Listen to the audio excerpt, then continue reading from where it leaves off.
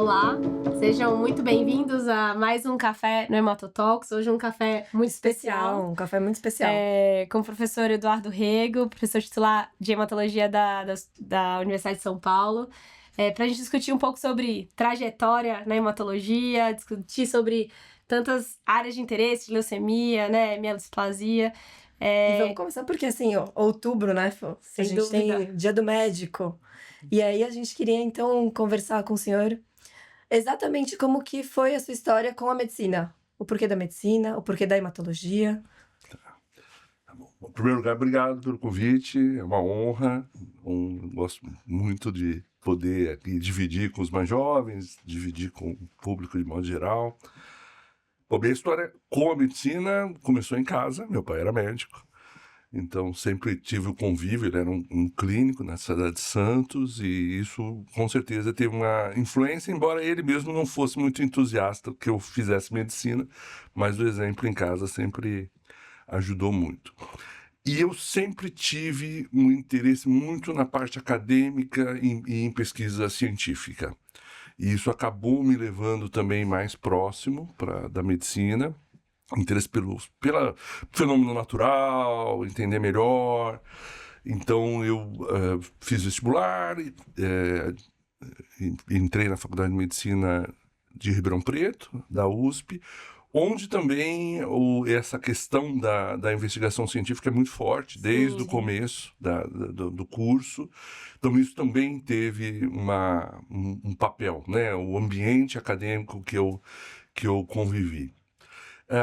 E, naturalmente, eu acho que uma das grandes questões que a gente tinha era a questão do câncer. O câncer já estava, né? A gente já tinha uma ideia epidemiológica e a gente começava a ter, eu estou falando aí década de 80, né?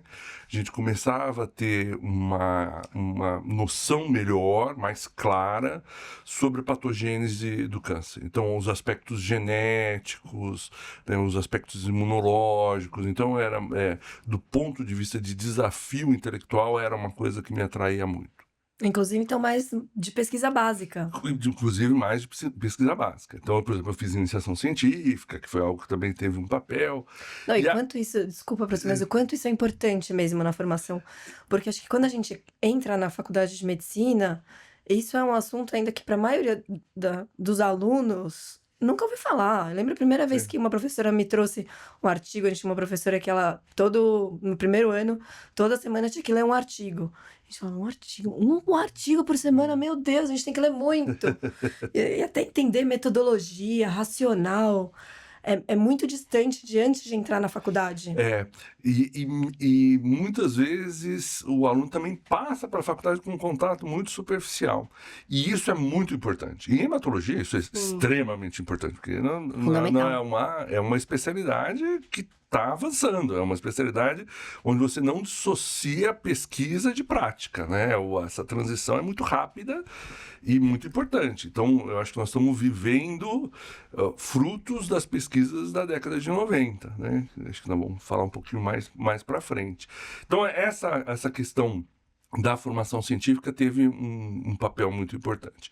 Depois da clínica médica, eu sempre fui clínico, então... A clínica é soberana. A clínica é soberana, então é apaixonante. Eu nunca considerei uma opção cirúrgica, eu sempre quis fazer clínica. E tive uma excelente escola de hematologia na Faculdade de Medicina de Ribeirão Preto. Então, que é outro ponto fundamental. Porque a hemato é muito marginalizada, né? Durante a graduação. Muito pouco contato. Isso está mudando um pouco, mas ainda o contato é pequeno. Mas, por exemplo, o meu professor de hematologia, um deles, pelo menos, foi também meu professor de semiologia. Não. Eu fui professor de semiologia. Olha! Então, quer dizer, essa correlação da clínica com a hematologia também é muito forte. É uma disciplina, é uma especialidade onde a clínica é extremamente importante. Eu fico até mais aliviada, porque um dos nossos primeiros episódios que fala por que eu escolhi hematologia, eu queria ser clínica. Eu só queria ser clínica. E aí teve vários maestros aí que orquestraram a minha participação na hemato, entre eles o professor Chiatoni, que falou que eu tinha que ir pra hemato. Mas eu falava, mas meu sonho é cuidar do PS, cuidar da emergência da Santa Casa. Então eu fico até mais alento. Então tem mais gente clínica que ama a clínica. É muito influenciado pelos nossos professores, sem dúvida. Né? E a hemato, como bem o senhor colocou, a gente que faz o diagnóstico, né? O diagnóstico é nosso. Então, e aí eu acho que isso influenciou muito. Quer dizer, o escopo da atividade do hematologista eu acho que é quase universal. Quase todos os hematologistas que você conversa, eles vão dizer, não, eu gostei muito, o diferencial foi que eu faço a parte clínica, tiro a história, examino o paciente, mas eu olho o microscópio, eu vejo a célula do paciente, eu classifico. Muitas vezes, até algumas técnicas laboratoriais como a citometria de fluxo, você participa Sim. próximo, né? Não é uma coisa muito terceirizada. O hematologista, ele realmente faz... E até por isso essa questão científica é mais presente, porque você aprende a ver também a célula, se questionar. Hoje, o papel dos testes genéticos é fundamental, então você tem que saber bastante de genética também. E aí também tem outra coisa, né? A gente pensa na oncohematologia, mas a hematologia clássica também é fantástica, né? Quer dizer, a investigação das anemias, das coagulopatias, hemoterapia, que é uma atividade que provavelmente um divisor de águas, né? Tem aqueles que vão fazer hemoterapia, os outros que vão fazer oncohemato, mas a gente tem muito tipo de atividade, né? Você tem uma... É muito amplo. Muito amplo. Até muito quando amplo. a gente fala com os residentes, a gente fala, mas na hematologia você pode seguir vários caminhos. Sim.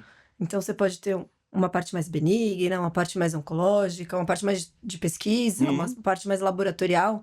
Então, dentro da hematologia, que é uma especialização, a gente consegue ainda ser muito amplo de atividade. Tem para todos os gostos. Para todos os gostos. E é uma atividade onde você fica muito próximo do paciente. Muito próximo essa do pra paciente. mim é Que a gente mais fala que a gente casa com eles. Isso é muito próximo e isso é muito bom. Isso é muito bom.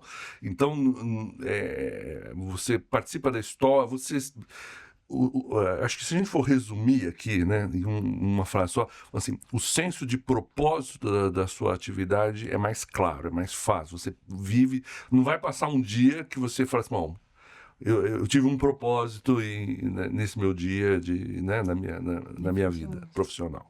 Sem dúvida. E, bom, continuando na minha trajetória, então, para mim foi óbvio fazer clínica e hemato. Eu fiz hemato no Hospital das Clínicas de Ribeirão. E aí, já no último ano, já comecei a fazer pós-graduação. Para mim era muito claro que eu queria fazer também atividade de pesquisa acadêmica. Terminei meu doutorado e aí eu fui para o Memorial Sloan Kettering, em Nova York, que foi uma outra grande experiência, que é um centro maravilhoso de formação. Tive a oportunidade de trabalhar com pessoas de referência. Você chegou lá? Foi muito interessante isso, porque eu sabia o que eu queria fazer. Falei assim, olha, meu orientador foi o professor Roberto Paceto Falcão, né? Eu falei assim, olha, professor Paceto, eu quero fazer a parte de leucemia aguda. Minha área é essa. E aí ele falou assim, então vamos pensar num lugar diferencial. E aí ele tinha um colega da Inglaterra, que era o professor Lúcio Lusato, que é um dos grandes hematologistas, né? Foi uma pessoa que conseguiu concentrar 2 cadeiras de titular na Inglaterra, foi o único. E aí nós escrevemos para ele, falou, olha, eu tenho aqui um orientado meu, quem que você aconselha? E eu listei mais ou menos umas 5, 6 pessoas que eu tinha pensado. Falei assim, olha, todas essas pessoas que você listou foi muito boa, mas eu tenho um jovem italiano que veio comigo aqui para o Memório para assumir. E eu acho que ele é a pessoa certa, e o nome dele era Pier Paolo Pandolfi, que se tornou um das grandes estrelas da genética humana nos anos posteriores, né? Então, aí a gente faz um parênteses, então, porque a gente nunca trajetou caminhos juntos, né? Nós três. Sim. Mas o quanto isso foi próximo, sem saber. Eu e a Thaís também fomos assim, né? Quando a gente tava na residência, eu falei, Thaís, a gente nunca rodava junto, então a gente não era próxima também. Eu falei, a gente podia fazer um estágio fora. Vamos falar com o Dr. Catoni? E aí a gente bateu lá na porta dele e falou, Dr. Catoni, a gente queria fazer um estágio fora. Mas onde vocês querem, meninas? Onde o senhor quiser. Aí ele falou, vamos pra Itália? A Thaís, mas Thaís, fica quieta, a gente pode ir pra qualquer lugar. E é como isso é oportunidade. Sim. Eu acho que às vezes as pessoas, né, os jovens, pensam, ele só conseguiu porque é ele só conseguiu porque estava num centro, porque tinha um padrinho, ou porque tinha condições financeiras. E não, às vezes é só a gente escrever, mandar um e-mail e abrir Sim. uma possibilidade. E veja, eu sou um admirador do professor Chiatori, né? E também sempre trabalhamos muito próximos na Sim. BHH, ele sempre foi é uma referência para a gente também. E veja como é importante também não colocar o professor tão distante, bater na Exato. porta lá e olha, qual que é a sua E ideia? a gente aproveitou né? o momento que a secretária tinha saído pra almoçar. Então, eu acho que assim, e isso na hematologia, eu acho que também nós somos uma comunidade pequena, se você for comparar, por exemplo, com a cardiologia. Sim, com Né? certeza. Nós somos uma comunidade pequena. E, de modo geral, eu acho que a gente trabalha bem juntos. Né? Eu acho que ainda é um ambiente muito cordial entre os hematologistas, de modo geral, que eu acho que é muito bom E também. muito próximo mesmo, E muito com certeza. próximos, muito próximos, né? E isso ficou 3 anos na Fiquei VERB. 3 anos lá, né, no Memorial. Foi aí, vamos dizer, acho que apareceu, né? Eu estava falando genética e apareceu a questão de desenvolver um modelo de leucemia promielocítica aguda. O Pier Paolo Panot foi um dos 3 que descobriu o PML rara. Uau. Clonou o PML rara, né? E aí foi então que a gente Então não falou, tinha como o senhor não se apaixonar. não tinha como não apaixonar. E aí eu fui testar uma droga na época. Na época eu vou te falar assim, que até falei assim, que isso vai dar certo, que é o trióxido de arsênico. Então eu fui o primeiro, eu e o grupo francês fomos os primeiros a provar a eficácia do trióxido de arsênico na leucemia promielocítica aguda em camundongos transgênicos. Então a gente criou E o LPA do camundongo. LPA do camundongo com o PML raro humano, né? Então um modelo transgênico, e aí foi essa publicação aí que foi uma das bases, né? Que levou à aprovação do trióxido de arsênico. Então foi muito bom nesse sentido. Aí eu voltei. Quando eu voltei, já teve o concurso para titular lá em Ribeirão, para ingresso na carreira. Então eu entrei como docente em Ribeirão e fiquei muitos anos. E aí, quando eu entrei, o grupo tinha se estruturado dentro de uma chamada da FAPESP, que foi a primeira chamada do chamado CEPID, que é um Centro de Pesquisa, Inovação e Difusão da FAPESP, que é uma proposta para desenvolvimento de projetos de longo prazo. Então, são projetos de 5, com renovação de mais 5, então 10 anos. E isso também foi fundamental, porque isso criou uma infraestrutura que eu pude utilizar. Nós montamos um biotério que era excelente, tivemos várias a parte tecnológica ali, e inclusive culminou aí também no CAR-T, né, que foi feito lá. Então, eu não diretamente envolvido, mas é parte desse financiamento aí também da FAPESP, que foi acho que 20 ou 30 milhões que a gente gastou aí nos últimos 15 anos. E daí a gente retoma, né, a importância da pesquisa. Eu realmente, a pesquisa é algo que me impactou muito também. Eu fui aluno de iniciação científica e como aquilo, com drogas medicinais, né, eu venho do Núcleo de Medicina Tropical do Pará e tudo mais, então eu tive um grande impacto, assim, da FAPESP durante toda a minha trajetória. E eu acho que e aí eu falo, o meu trabalho de conclusão de curso da faculdade foi sobre resposta TH1 e TH2 em Jorge Lobo. E hoje em dia eu leio e falo, gente, mas como eu no 6º ano escrevi esse papel? Como é que eu escrevi esse paper, né? Porque eu não tinha maturidade. Mas como estar dentro de um centro te coloca inserido, né? a produzir importante. coisas significativas, né? E às vezes tem a vida sempre traz coisas inesperadas nessa altura da vida. Então, aí eu voltei, assumi como docência. E um ponto assim que foi importante também, nós tínhamos o Colégio Brasileiro de Hematologia, a Escola Brasileira de Hematologia, que fazia cursos pequenos cursos para hematologistas, né? Um grupo assim de 30, 40 pessoas. E um dos primeiros a gente fez em leucemia aguda em Recife. E eu fui lá para dar aula de promielocítica. E sempre vinham 2 pesquisadores da Europa, patrocinados pela Escola Europeia de Hematologia, e o grupo do Brasil daqui. E num desses encontros, quem veio foi o Bob Lovenberg, que é um holandês, um hematologista holandês, que é quem formou o grupo HOVON, que é um grupo de pesquisa muito importante mundialmente, em leucemia aguda.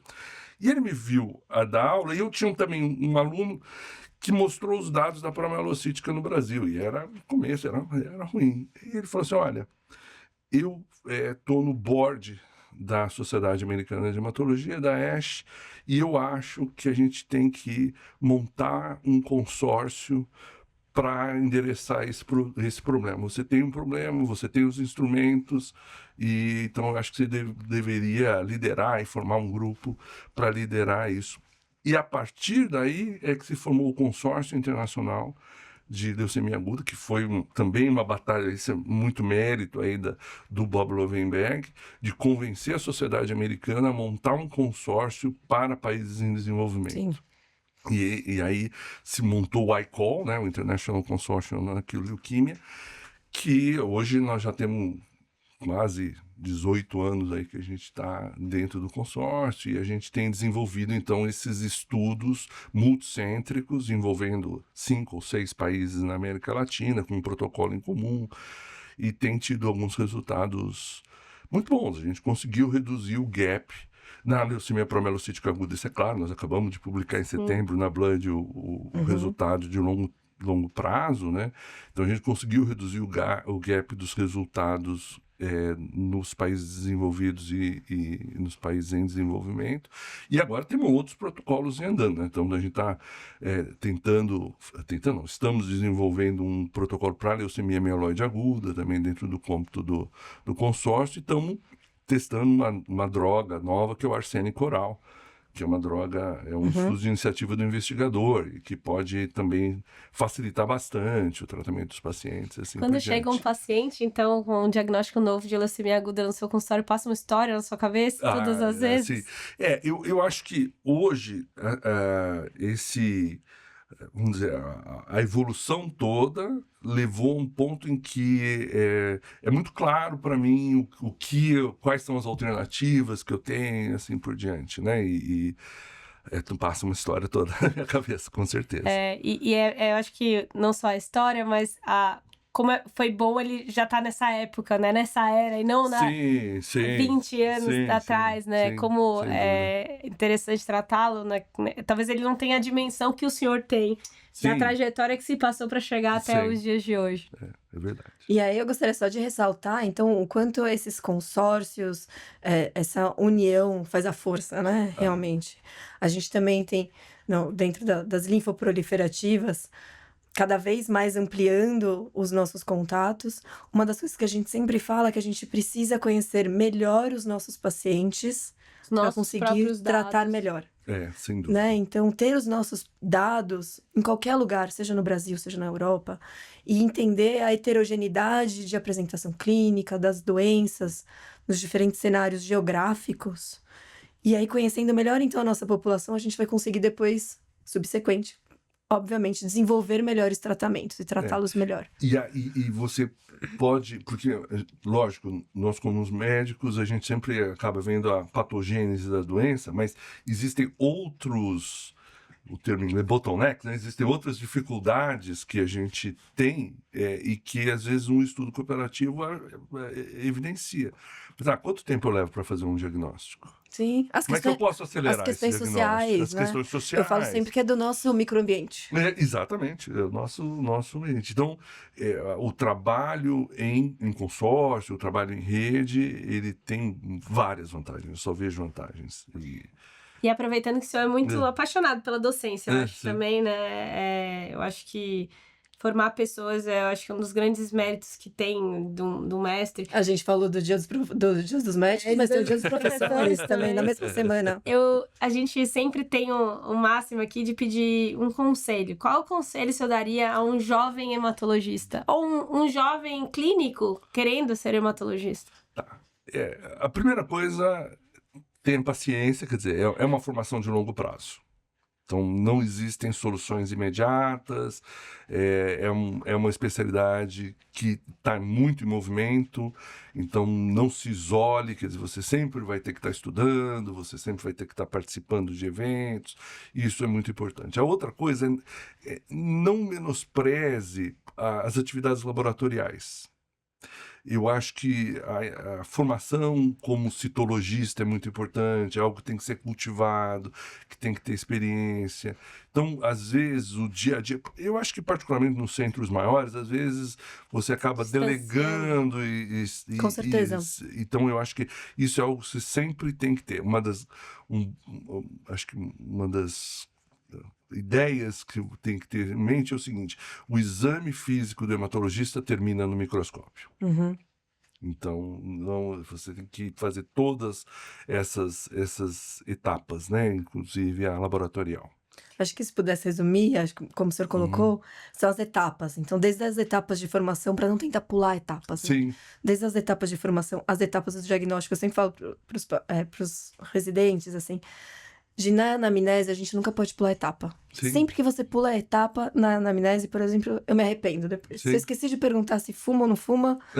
Faz muita diferença. Às vezes o paciente até fica meio agoniado, né? De por que você está perguntando tanta coisa? E também no exame físico, que é fundamental, e depois as outras etapas diagnósticas. E acho que bem como o senhor falou, e hoje nessa fase que a gente está de muito desenvolvimento, inteligência artificial tal, a gente vai muito para o ponto final e esquece da base. Essas coisas são complementares.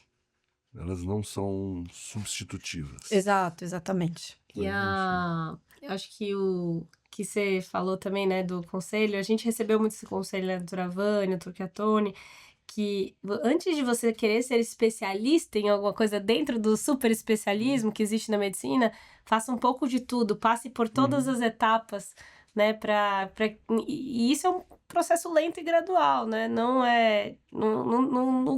dura pouco tempo, né. E eu acho que você tem que ter humildade em saber que você não vai saber tudo.